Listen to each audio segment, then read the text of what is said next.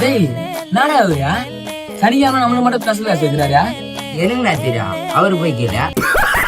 டேய் வேணாங்க முணுமுணுத்துக்கிறீங்க சார் ஒண்ணுல சார். சரி சரி போர்ல எழுதி போத எழுதுங்கடா. சார் சார் ஒரு டவுட் சார்.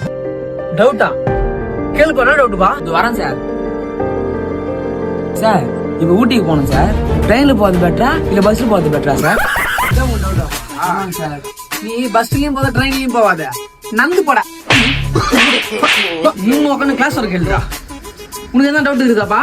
ஒரு டவுட் இல்லை சார். டேய் ஒழுங்கா எழுதி போற கிளாஸ் வர கேளுங்கடா. டவுட் கூட்டு நீங்க. A few minutes later. டேய் இல்ல நோட்ல கவர் பண்ணீங்கடா.